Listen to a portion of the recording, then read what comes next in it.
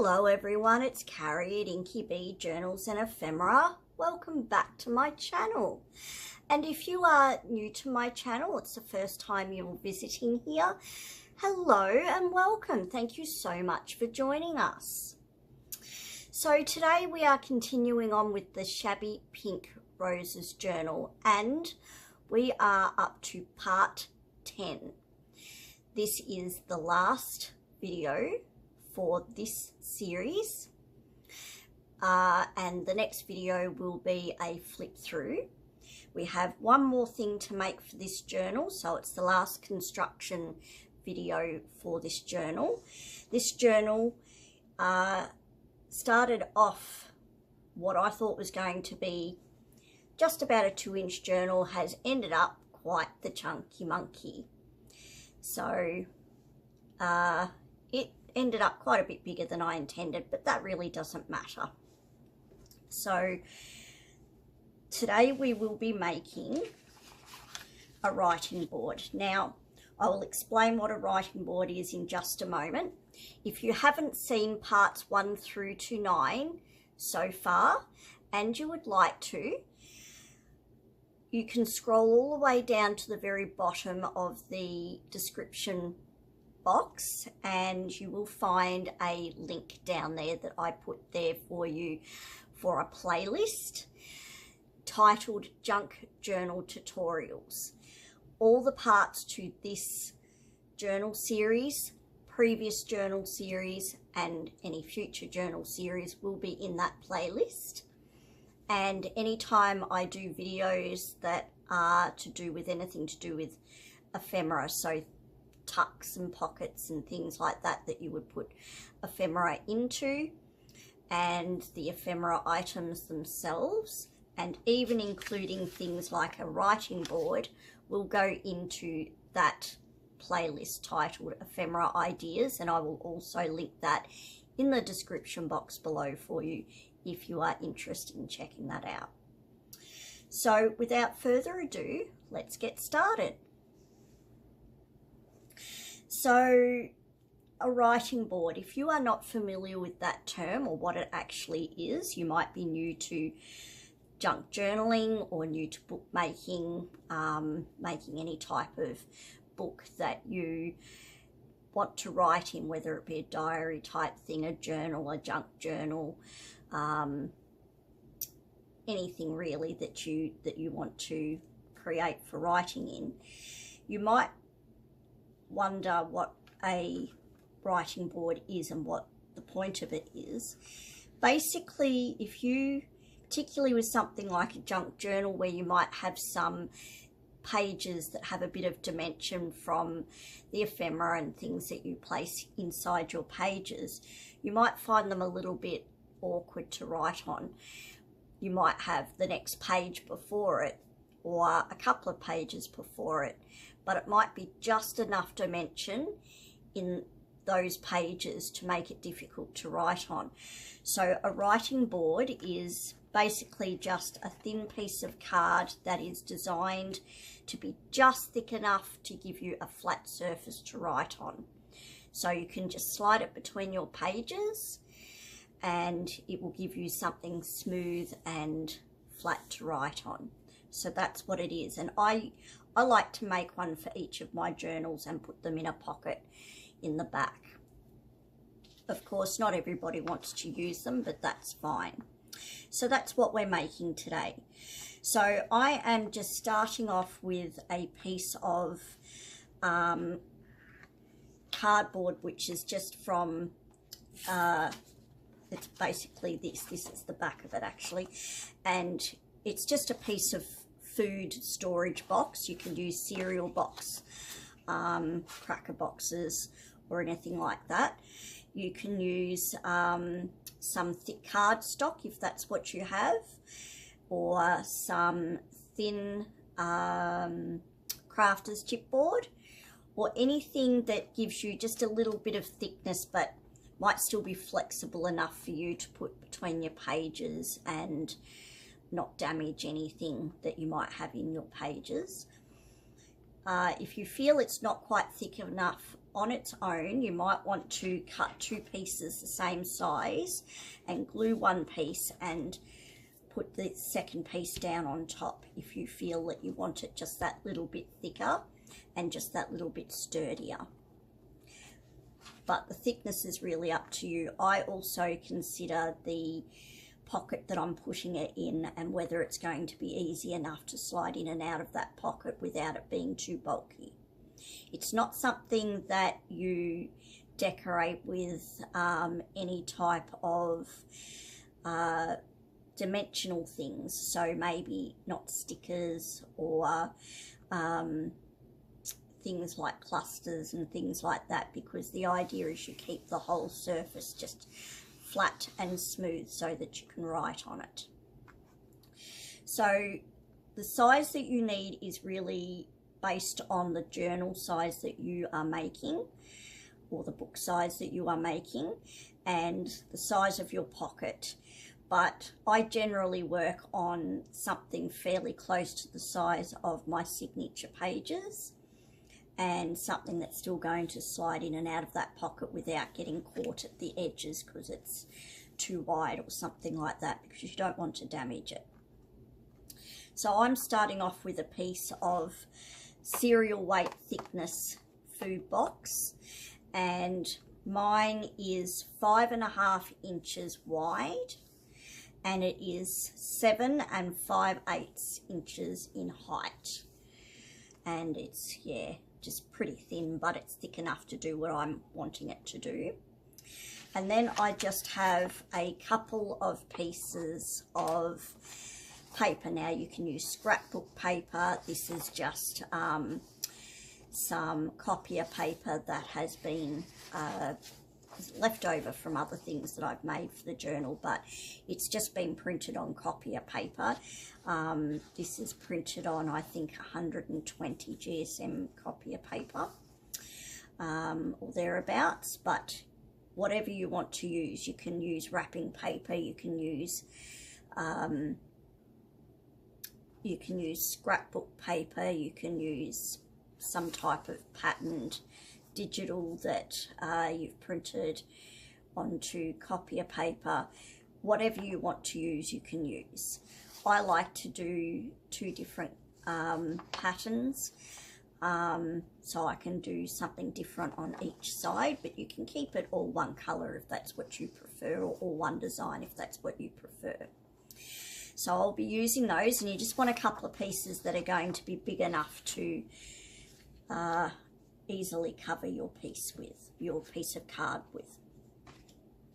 So apart from that, I will be using probably some glue stick, but you don't have to use glue stick. If you're not comfortable with glue stick, you can use some other glue. Now, this is another glue that I tend to use frequently, but you don't have to use that glue. You might prefer to use a glue that is like a fabric tack or a Fabrifix, or some type of fabric glue that is not water-based. If you think it might be too watery, it may not stick your items very well without causing wrinkles or without causing tears and seeping into the cardboard surface, because you don't want it to become too weak and damage your project. So we've cut this to size, and the next thing that I need to do is grab, and I will find a piece of scrap paper. This will do, to just do some gluing on. So I'm just going to use an old catalogue. So I'm just going to glue on there, and all we need to do is put glue all over the surface here, and then glue it onto one of these pieces of decorative paper. So we'll do that. Now the reason I am using this type of glue, and I know not everyone is comfortable using a glue stick type glue, and that's okay, you don't have to use it, whatever your choice is up to you. But it's one of the glues that I find I can use that doesn't create any ridges when I am needing to make something really flat. So when I am wanting to make something, or should I say when I'm wanting to glue something that I'm going to write on, such as the backing of a tag or a writing card, or in this case a writing board, you want your surface to remain as flat and smooth as you can manage. So that's what I'm doing. So I'm just going to turn this piece over so that the pattern side is face down, and then all I'm going to do is place this piece down. Now you want to place it down so that you've got a little bit, and it doesn't have to be perfect, but a little bit around the edges that you can fold over. So I'm just going to place that down, and I'm just going to use my bone folder to go over that, just to help press down the cardboard onto the paper, help the glue to spread, help the glue to bond, and help flatten things out a little bit. And I'm just going to turn it over, and I'm just going to run the bone folder over that again.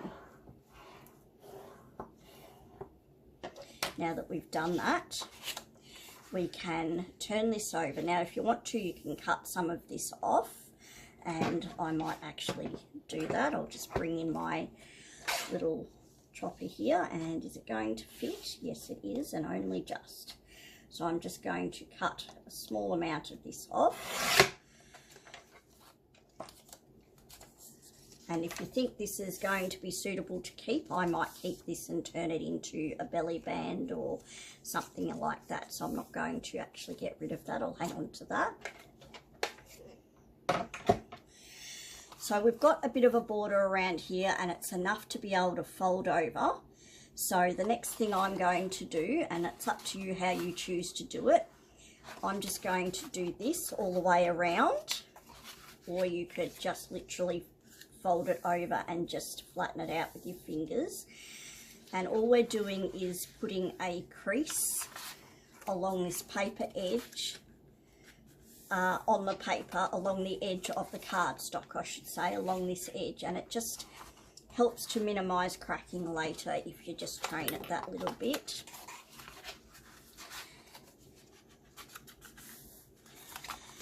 And then the next thing we need to do, well, there's a couple of ways you can do it. You can fold them over like you do with fabric and then fold them in this way, but I like to try and take away some of this bulk. So I'm just going to grab I'm just going to use my finger blade, but you can use a ruler and a pen to draw a line across here and then cut it out with a pair of scissors, or you can use some other type of craft knife if you have one. You might have one that looks similar to this, or you might have some type of Stanley knife option like this. Any of those types of things, or a small pair of scissors might even work. So I'm just going to use my finger blade, and I'm just going to pick up my glue as soon as I knock that over. And I will just grab my pen and show you. When we folded these sides in and then we folded the ends in like this, we've created creases that go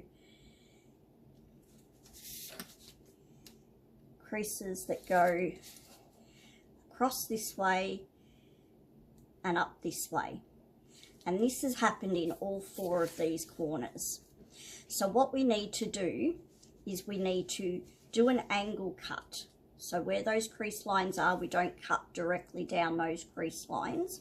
What we do is we cut just on a slight angle from those crease lines, out like this.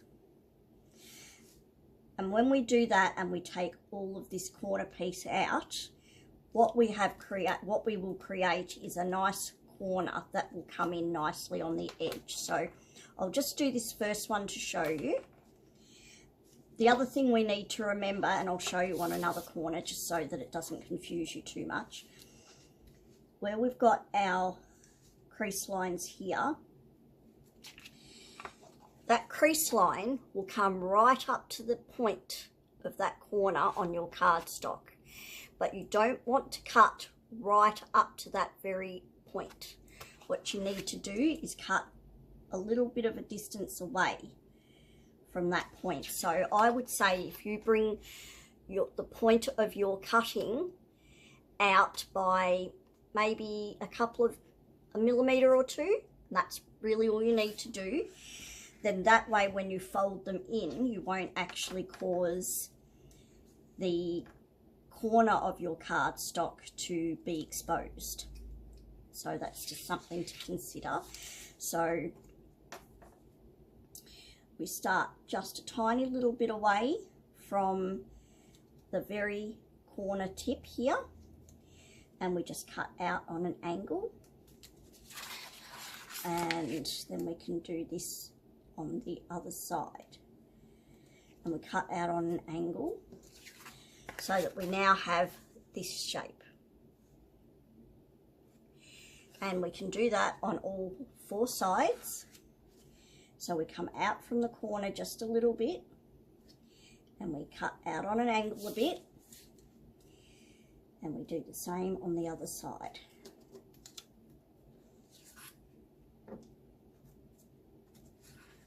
And we can do that on the other 2 corners. So we come out just a tiny bit, cut out on an angle from the crease line, and out on an angle from the crease line. And then we do the same thing with the last corner. Out from the corner just a tiny little bit, cut on an angle from where our crease line is here, and our crease line is here, so we're going to cut out on an angle from there as well, and remove that. And I don't think I was quite on that edge, so okay.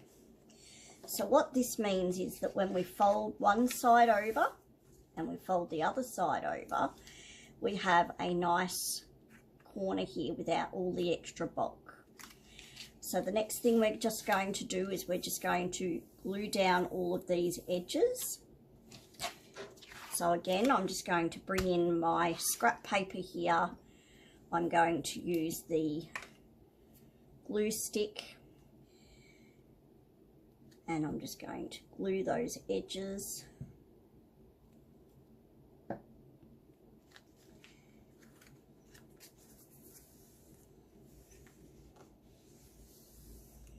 Flatten those down. I will just grab my bone folder and I will just go over that just to help make sure that is gluing down and sticking properly. I'm just going to put the lid back on, the protective cover back on my blade so that I don't run the risk of hurting myself. And I'm just going to, I usually do the 2 sides and then the 2 ends. You don't have to do it that way, whichever way you want to go about it is up to you. There's no right and wrong way to do this.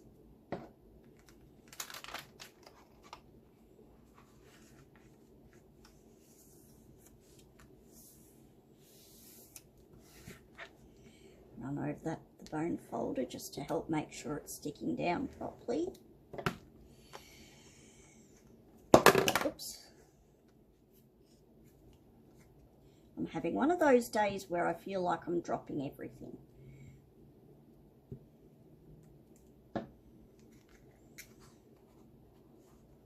Alright. And we'll just run over that with the bone folder. And then we'll do the last side.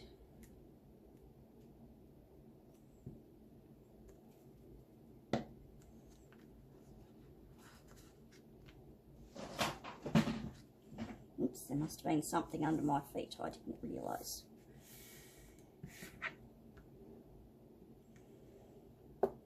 And there we go. I'm just going to move what's under my feet.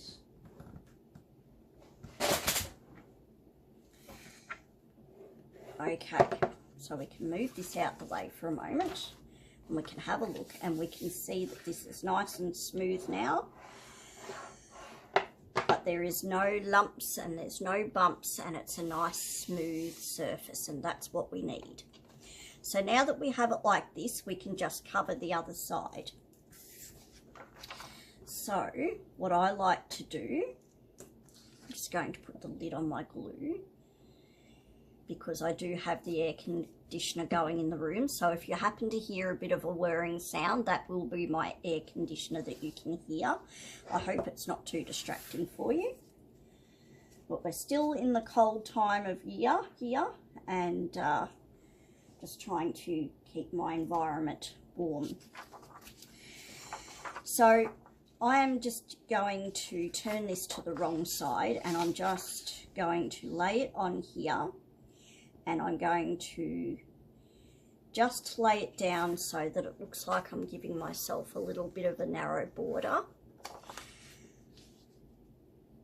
Like that. How you can make it a wider border if that's what you like, but I just want a narrow border. So it's about 1/8 of an inch worth of border there. And I'm just going to, you can use a pen or a pencil. I've just got a pen here. And I'm just going to mark about the same width on one side where you can't see the border, and down the bottom where you can't see the border, so that I'm imagining that when I cut this down on those lines, where those marks are, that the border will be roughly the same all the way around. Now, if you want to specifically measure everything with a ruler, you can go ahead and do that. This is just my lazy way of measuring. So I'm just going to bring back in my little trimmer, and this is just a little guillotine style trimmer. I think they refer to it as a rotary trimmer or a rotary cutter of sorts. And I'm just going to, where I have my little mark lines there and there, I'm just going to line that line up with the metal edge of my little trimmer here, making sure that the top edge of the paper here is right up against this edge here, so that I know when I'm cutting straight. And making sure that things are actually straight.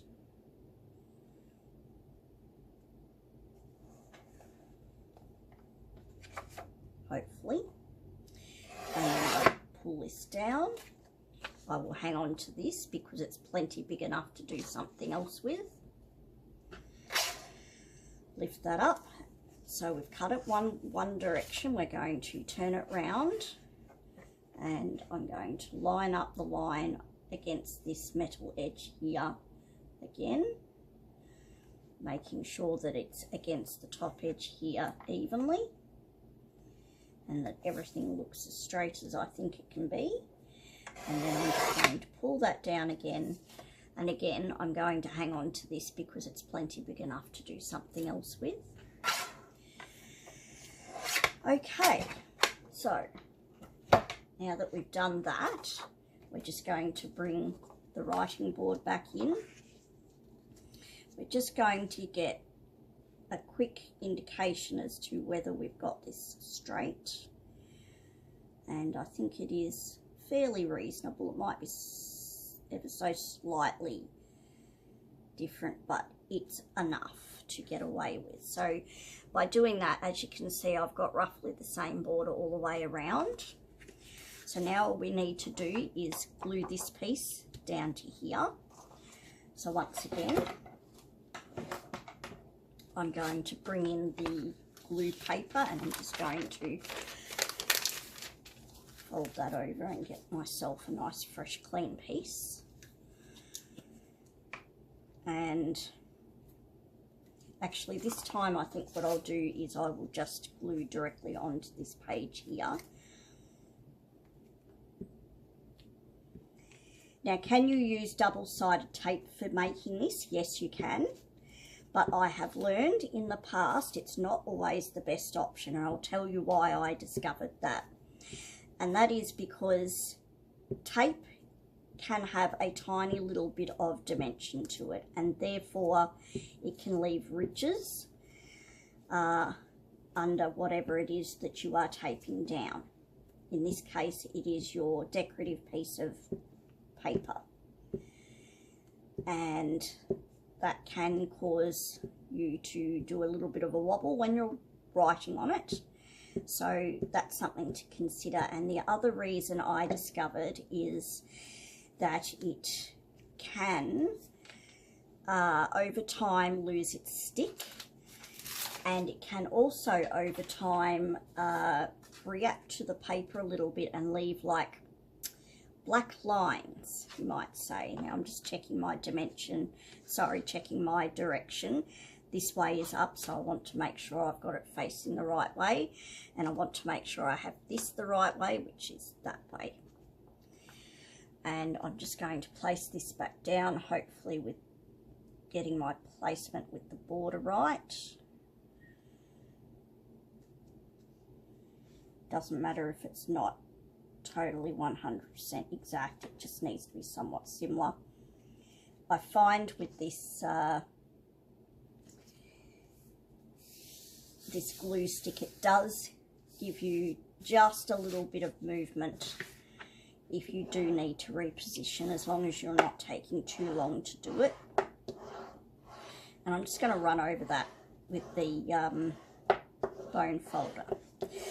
As I was saying, with the double stick tape, it can sometimes have a bit of a reaction to your paper, and what can happen is it can leave like a bit of an oily mark, or what looks like an oily mark, and a bit of a dark line where those pieces of tape have been, and that can ruin the pattern on your paper. It can ruin the general look of your piece of whatever it is that you are making with it. And so that's one reason why I'm not real keen on double-sided tape. Now, if you're not wanting to keep it for a long period of time, say months, years, then you might find double-sided tape. It's a quick option, and it works. You don't have to wait for it to dry, and that's great. It also won't cause any curling or bending as it's drying, like glue can sometimes do. But if you are wanting it long term, I would be a little bit cautious of using it, because it can, as I said, have a tendency to react to your paper. It can be a little bit dimensional, and it can have a tendency to unstick. So consider those things before you go ahead and use it. You might be better off using a wet glue that is not water-based, like a fabric glue. So basically we are done. Now, if you want to, you could put a sticker on there if you wanted to, but I'm not really going to do that. Now, I am going to round these corners just a little bit so that when I put it in the pocket, it doesn't really get the option to snag anything as it's going in and out of the pocket, but it'll also just give it a little bit of a finished look. So I'm just going to use my 3 size paper corner rounder punch, and I'm going to use the biggest option. No, I'm going to use the medium option, the middle option. Sorry. And I'm just going to punch these 4 corners. Now, a quick tip, if you haven't used these before, or even if you have used these before, I would suggest you make sure you let your piece dry enough that you can use it, because if you don't, if you try and use one of these types of punches or any type of paper punch, when your paper surface is wet, you will find that it will jam up. You will find that it will tear your project, and it could be a bit difficult to get it to unjam, because they can be really quite difficult sometimes. So just bear that in mind. Just give it a few minutes to dry before you go ahead and use your punch. So I'm going to turn it over to the underside so I can see what I'm doing. So we're using this option here, and there is a slit in the side here, and I'm just going to put the corner into there, so that the corner, when the corner of this reaches the top corner of this little triangle piece underneath here, then we can punch. So I'm just going to do that. So it's just a small corner punch, but that's all it needs to be. And I'm just going to go ahead and do all 4 corners. Now you will find, if your piece does not want to go into this slot very well, chances are it's because it's too thick. So if you want to round your corners, you might need to find another option to do that. Now another option would be to get a small round item like a bottle lid, or the bottom of a bottle, or anything round that you can sort of trace the corner of, so that you can get that round look, and then just use a pair of scissors. Or you can get, if you've got any little round stencils, you can just trace around that, and again just cut it out with scissors. So the next thing I'm going to do, and this is a by choice thing, it's not something that you have to do, is I'm just going to ink around the edges, and I'm just going to use the same colour I have been using throughout this journal, which is a Victorian Velvet. It's one of the Tim Holtz range of Distress Oxide inks, and I'm just using a little finger dauber. So I'm just going to put some of this ink around the edges like that, and I'm going to do it on both sides. But of course, if you don't like the look of inking, or you don't like to deal with ink, that's perfectly fine. You don't have to use ink at all. If you're quite happy with the way it is without having ink on the edges, then that's fine. It's always one of those personal choice things.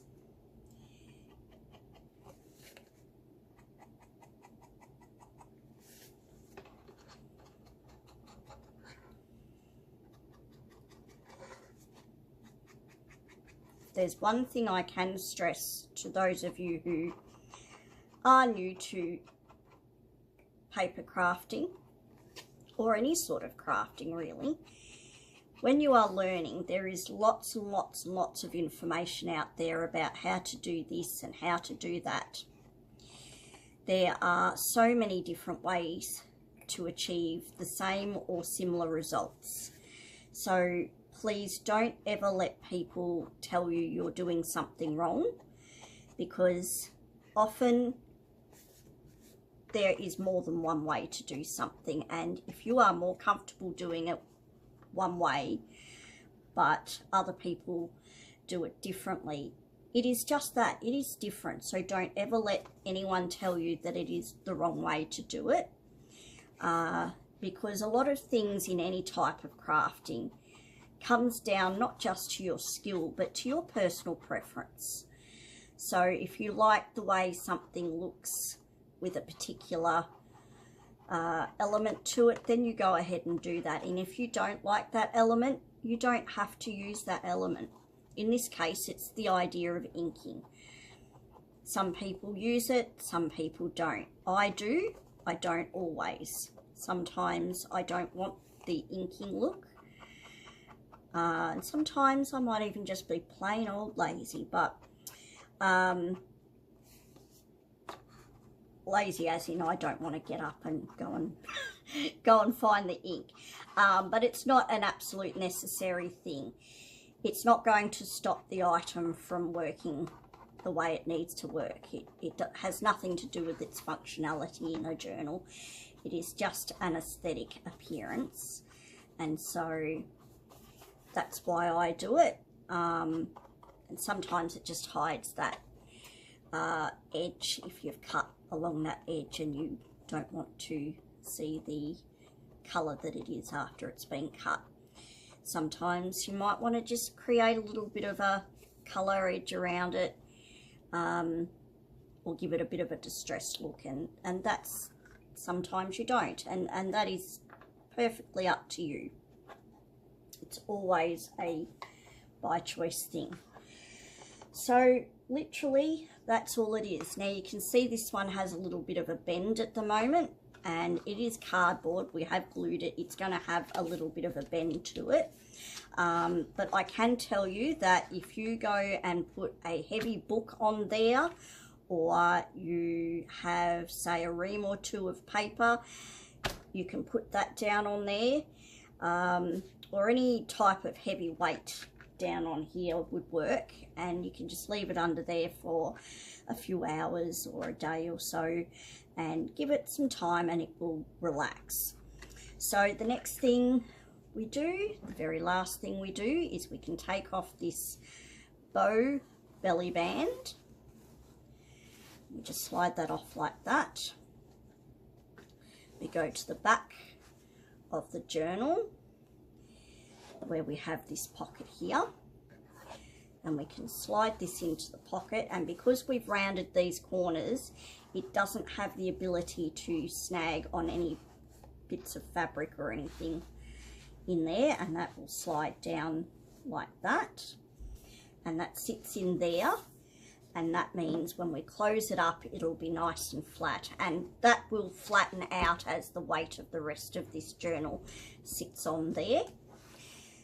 And to give you a quick idea of how this item would be working,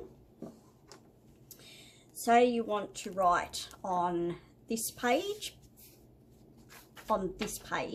but you've got this underneath it because it's a little bit dimensional. Now you can take this card out, this writing tag out if you want to, but even if you did that, you would find that this side tuck that's stuck down would be a little bit awkward for you to write on smoothly. So what you would do is you would place this down, even if this was left in, is you would place your writing board on top of there and the page that you want to write on over the top of that, and then you can go ahead and write. Grab your pen and you can go ahead and write whatever you want to write on there, because you've got this smooth surface to write on and you're not trying to write over something that is bumpy to the feel. If it feels bumpy to you underneath, you might want to consider grabbing this from the back, placing it between the pages and then writing on there. It just is a little thing I like to put in each of the journals. And it's something that coordinates with the journal itself. So we have finished this journal. So this is the belly band closure, and I'm just going to slide that back on slowly.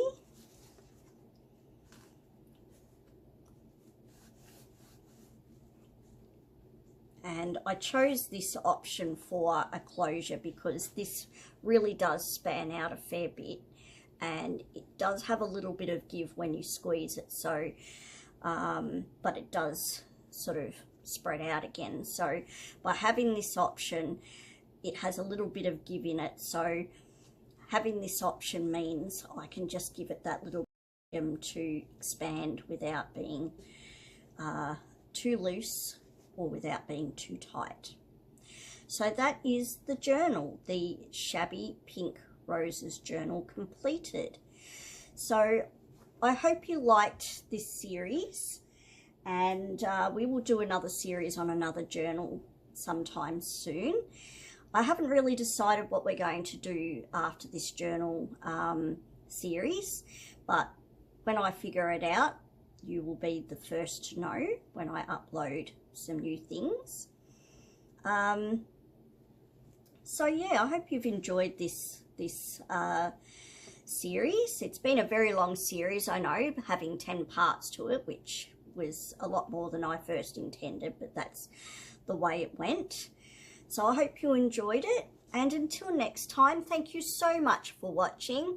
Please stay safe out there, and I'll see you next time. Bye.